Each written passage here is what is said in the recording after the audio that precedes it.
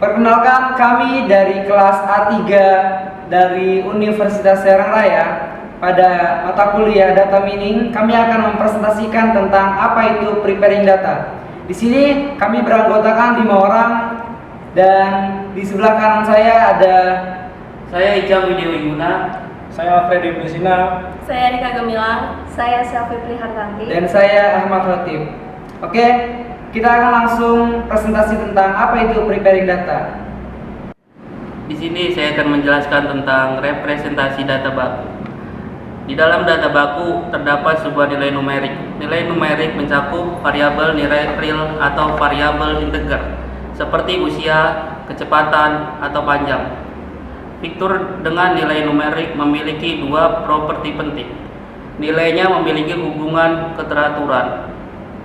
Sebaliknya, variabel kategorikal sering disebut simbolik, tidak memiliki satu pun dari dua hubungan. Kedua ini variabel kategorikal bisa sama atau tidak sama. Mereka hanya mendukung hubungan kesetaraan. Contoh variabel jenis ini adalah warna mata, jenis kelamin, atau kewarganegaraan. Variabel kategori dengan dua nilai dapat diubah. Pada prinsipnya menjadi variabel biner atau numerik dengan dua nilai, 0 atau 1. Variabel kategorikal dengan n nilai-nilai dapat diubah menjadi n variabel. Numerik biner yaitu suatu variabel biner untuk setiap nilai kategori, dikenal sebagai variabel dummy. Dalam statistik misalnya, jika variabel warna merah memiliki 4 nilai, yaitu hitam, biru, hijau, dan coklat.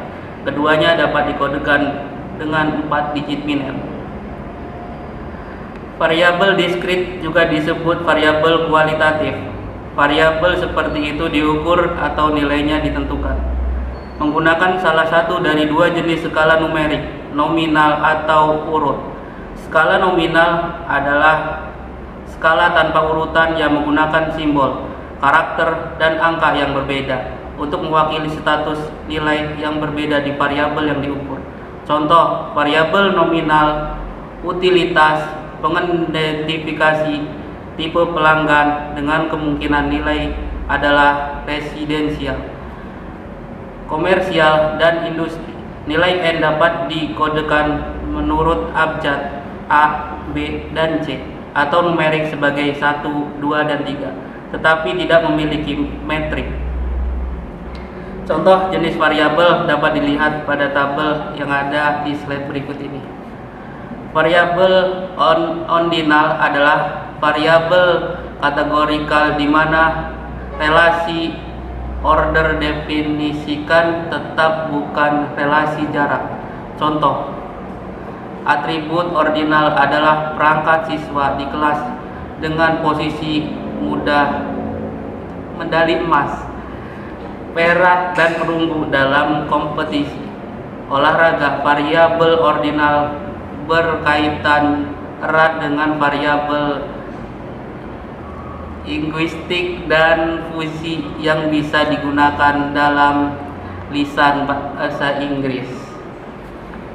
Selanjutnya akan dijelaskan oleh teman saya. Di sini saya akan melanjutkan dari sebelumnya. Kelas khusus dari variabel diskrit adalah variabel periodik. Sebuah variabel periodik adalah fitur yang hubungan jaraknya ada, tetapi tidak ada hubungan keteraturan. Contohnya adalah hari dalam seminggu, hari dalam sebulan, atau hari dalam setahun. Senin dan Selasa sebagai nilai fitur lebih dekat daripada Senin dan Kamis, tetapi Senin bisa datang sebelum atau sesudah Jumat. Sebagian besar masalah penambangan data muncul karena ada sejumlah besar sampel dengan berbagai jenis fitur. Selain itu, sampel ini seringkali berdimensi tinggi. Representasi data baku yang berarti mereka memiliki sejumlah besar fitur terukur. Dimensi tambahan dari kumpulan data yang besar ini menyebabkan masalah dikenal dalam terminologi penambangan data sebagai kutukan dimensionalis. Kutukan dimensionalis dihasilkan karena geometri ruangan berdimensi tinggi dan jenis ruangan data ini khas untuk masalah penambangan data. Sifat-sifat ruangan berdimensi tinggi seringkali tampak berlawanan dengan intuisi karena pengalaman kita dengan dunia fisika berada pada ruangan berdimensi rendah. Seperti ruangan dalam 2 atau 3 dimensi, secara konseptual, benda-benda dan ruangan berdimensi tinggi memiliki luas permukaan yang lebih besar. untuk suatu volume tertentu daripada benda dalam ruangan berdimensi terendah. Misalnya, hypercube berdimensi tinggi jika dapat divisualisasikan akan terlihat seperti landak. Saat dimensi semakin besar, tapi tumbuh lebih panjang relatif terhadap ukuran bagian tengah hypercube. 4 sifat penting dari data dimensi tinggi mempengaruhi interpretasi data masukan dan data mining, yaitu 1. Ukuran kumpul data yang menghasilkan kepada titik data yang sama dalam ruangan berdimensi meningkat secara eksponensial dengan dimensi. Misalnya, jika sampel satu dimensi yang berisi n atau data, titik data memiliki tingkat kepadatan yang memuaskan. Maka untuk menempati kepadatan titik yang sama dalam dimensi k, kita membutuhkan n k titik data. 2.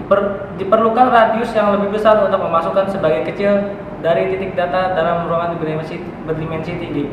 Untuk fraksi sampel tertentu, dimungkinkan untuk menempatkan panjang tepi E dari hypercube menggunakan rumus E dalam kurung P sama dengan P per 1 per D, di mana P adalah pecahan sampel yang ditentukan sebelum dan D adalah jumlah dimensi. Misalnya, jika seorang ingin memasukkan 10% sampel, maka dalam kurung P sama dengan 0,1.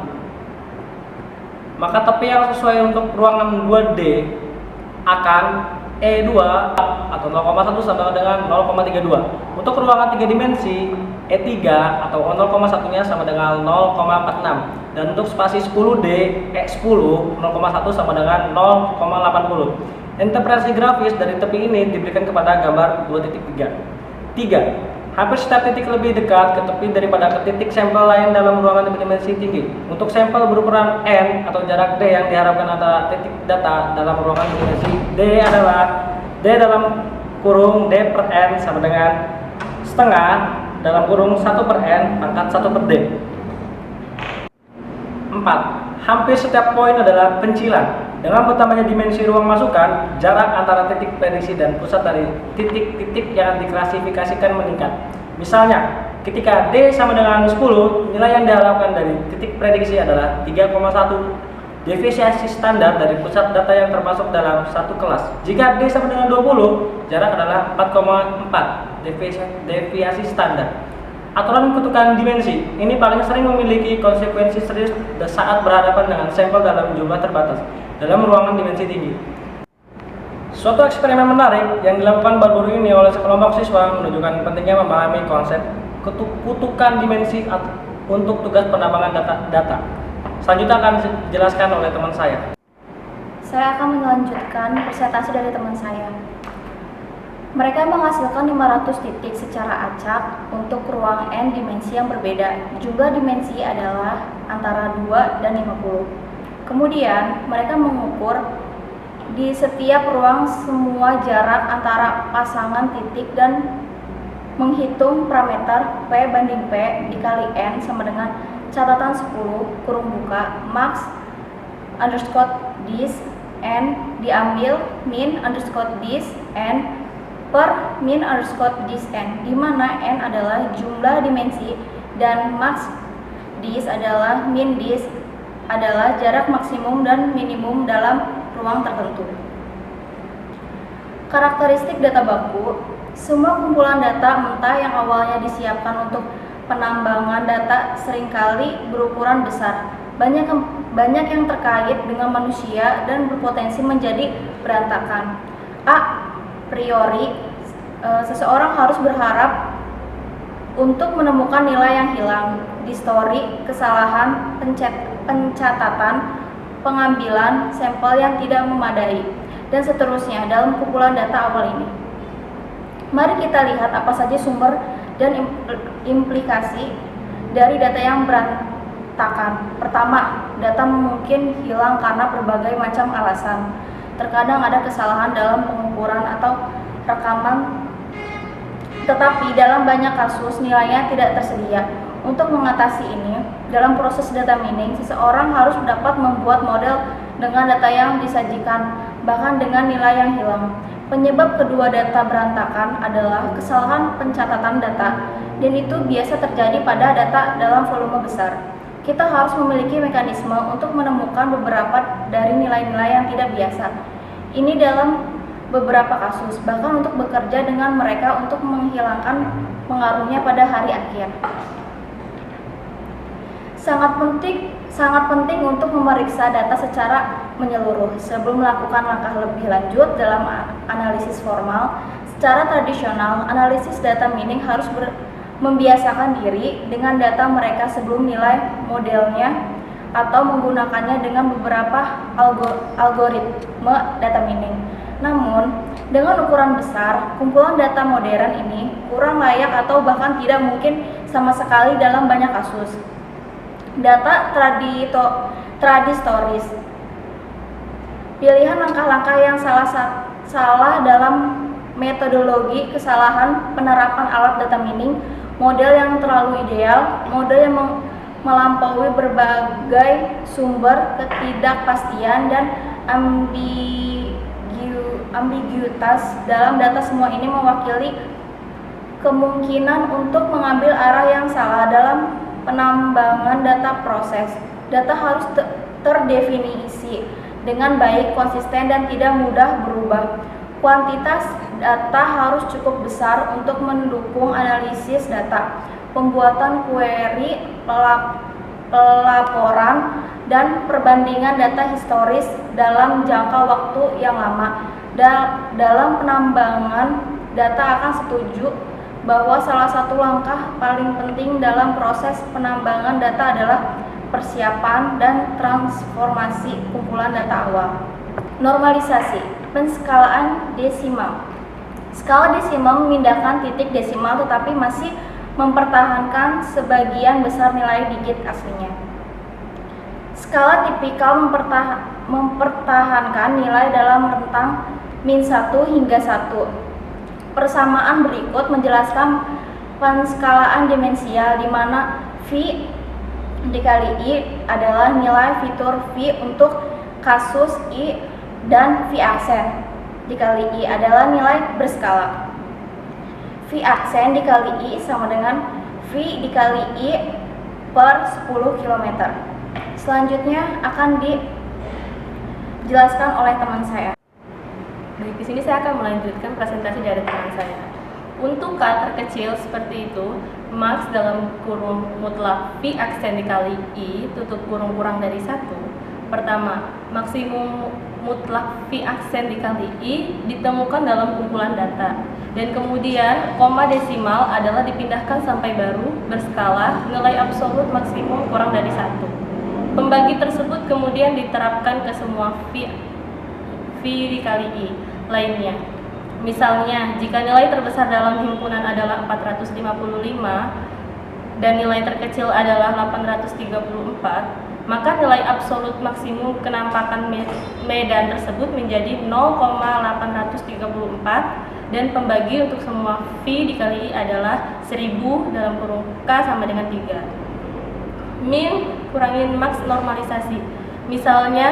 Misalkan data untuk fitur V berada dalam kisaran antara 150 dan 250. Kemudian, metode normalisasi sebelumnya akan memberikan semua data yang dinormalisasikan antara 15 dan 25. Tetapi itu akan mengakumulasikan nilai pada subinterval kecil dari seluruh rentang. Untuk mendapatkan distribusi nilai yang lebih baik, pada seluruh interval normalisasi, misalnya 0,1, kita dapat menggunakan rumus min dikurangi max. V aksen dikali I sama dengan dalam buka kurung V dikali I kurangin min, buka kurung siku V dikali I tutup kurung siku dibagi dalam buka kurung max, buka kurung siku V dikali I tutup kurung siku dikurangi min, buka kurung siku V dikali I tutup kurung, di mana nilai minimum dan maksimum untuk fitur V dihitung secara otomatis atau diestimasi oleh pakar di domain tertentu. Transformasi serupa dapat digunakan untuk interval yang dinormalisasi mulai dari min 1 sampai 1. Perhitungan otomatis nilai minimal dan maksimal memerlukan satu pencarian tambahan melalui seluruh kumpulan data. Tetapi secara komputasi, prosedurnya sangat sederhana. Di sisi lain, perkiraan ahli dari nilai min dan max dapat menyebabkan akumulasi nilai normalisasi yang tidak disengaja. Normalisasi deviasi standar. Normalisasi dengan deviasi standar seringkali berfungsi dengan baik dengan pengukuran jarak, tetapi mengubah data menjadi bentuk yang tidak dapat dikenali dari data asli. Untuk fitur V, nilai rata-rata berarti V dan deviasi standar SD berarti V dihitung untuk seluruh kumpulan data. Kemudian untuk kasus I, nilai fitur ditransformasikan menggunakan persamaan. V dikali I sama dengan buka kurung V dikali I dikurangi berarti dalam buka kurung siku V tutup kurung siku per SD di dalam kurung V. Misalnya, jika set nilai awal atribut adalah V sama dengan buka kurung awal 1, 2, dan 3 tutup kurung, maka berarti V sama dengan 2 SD sama dengan V itu sama dengan 2 SD V sama dengan 1 dan himpunan baru nilai normalisasi adalah V sama dengan min 1, 0, dan 1. Mengapa tidak memperlakukan normalisasi sebagai bagian dari implisit dari metode penambangan data? Jawabannya sederhana, adalah bahwa normalisasi berguna untuk beberapa metode penggalian data yang beragam. Yang juga sangat penting adalah bahwa normalisasi bukanlah kejadian satu kali atau satu kali fase. Jika suatu metode memerlukan data yang dinormalisasi, data yang tersedia harus awalnya diubah dan disiapkan untuk teknik penambangan data yang dipilih. Tetapi normalisasi yang identik harus diterapkan di semua fase penambangan data lainnya dan dengan semua data baru dan yang akan datang. Oleh karena itu, parameter normalisasi harus disimpan bersama dengan solusinya. Selanjutnya akan dijelaskan oleh teman saya. Oke, kali ini saya akan melanjutkan presentasi dari teman saya sebelumnya. Penjelasan kali ini adalah lanjutan dari penjelasan kelompok kita tentang analisis luar. Seringkali dalam kumpulan data yang besar terdapat sampel yang tidak sesuai dengan perilaku umum model data. Sampel semacam itu yang sangat berbeda atau tidak konsisten dengan kumpulan data yang tersisa disebut pencilan. Nah, pencilan ini disebabkan kenapa? Karena kesalahan pengukuran atau mungkin hasil dari variabilitas data yang melekat. Jika misalnya tampilan usia ataupun seseorang di database adalah min 1, nilainya jelas tidak benar. Dan kesalahan bisa jadi disebabkan oleh pengaturan default dari bidang usia tidak tercantum. Itu terdapat dalam data program komputer. Dan sebaliknya, jika dalam database jumlah anak untuk satu orang adalah 25, maka data ini tidak lazim dan harus dicek nilainya. Biasanya berupa kesalahan ketik ataupun bisa jadi benar dan mewakili variabilitas nyata untuk atribut yang diberikan. Banyak algoritma tentang penambangan data mencoba meminimalisirkan atau meminimumkan pengaruh pencilan data pada model akhir atau penghilangannya dalam fase prepare ataupun pada fase sebelum proses itu terjadi. Metodologi deteksi outlier telah digunakan untuk mendeteksi dan jika sesuai menghapus observasi yang tidak wajar dari data. Pencilan muncul karena apa? Karena kesalahan mekanis, perubahan perilaku sistem, perilaku curang, kesalahan manusia, kesalahan instrumen, atau hanya karena penyimpangan alam ataupun penyimpangan alamiah dalam populasinya. Deteksi mereka dapat mengidentifikasi kesalahan dan penipuan sistem sebelum meningkatkan dengan konsekuensi yang berpotensi bencana. Analisis data mining harus sangat berhati-hati dalam apa? Dalam meningkatkan pencilan secara otomatis. Karena jika data benar dapat mengakibatkan menghilangnya informasi penting yang tersembunyi. Beberapa aplikasi penambangan data difokuskan pada deteksi pencilan dan ini merupakan hasil penting dari analisis data. Proses tersebut terdiri dari dua langkah utama. Dua langkah utama itu apa? Yang pertama adalah membangun profil perilaku atau bisa kita sebut dengan normal. Yang kedua, menggunakan profil normal untuk mendeteksi pencilan. Profil data berupa pola atau ringkasan statistik untuk keseluruhan populasi. Asumsinya adalah bahwa ada yang lebih observasi dari normal daripada abnormal, pencilan atau anomali dalam data. Misalnya apa? Misalnya ketika dalam mendeteksi transisi kartu kredit yang curang di bank. Pencilan adalah contoh tipikal yang dapat mengidentifikasi aktivitas penipuan, dan seluruh proses penambangan data konsentrasi pada pendeteksiannya itu. Oke, lanjut. Kali ini kita akan bahas tentang metode dimensi tunggal tambahan. Metode dimensi tunggal tambahan ini adalah metode GRAPS atau disebut dengan Extreme Statement Divide, yang menghitung nilai Z sebagai selisih antara rata-rata atribut dan nilai yang dianalisis dibagi dengan deviasi standar untuk atribut. Nilai Z dibandingkan dengan tingkat signifikasi 1% atau 5 yang menunjukkan outlier jika parameter Z berada di atas nilai ambang batas. Metode deteksi pencilan berbasis jarak yang disajikan di bagian ini menghilangkan beberapa batasan. Batasan diperlukan oleh pendekatan statistik. Pendekatan yang paling penting adalah bahwa metode ini dapat diterapkan pada sampel multidimensi, sedangkan sebagian besar deskriptor statistik hanya menganalisis suatu dimensi atau beberapa dimensi, tetapi hanya secara terpisah, tidak secara keseluruhan. Kompleksitas komputer dasar dari metode ini adalah evaluasi pengeluaran jarak. Jarak apa? Jarak antara semua sampel dalam kumpulan data N dimensi. Kemudian sampel S, saya dalam kumpulan data S adalah pencilan jika setidaknya sebagian kecil dari sampel S terletak pada jarak yang lebih besar. Oke, cukup sekian presentasi pada kelompok kami. Kurang lebihnya mohon dimaafkan. Dan kami akhiri, billahi taufiq wal hidayah. Wassalamualaikum warahmatullahi wabarakatuh.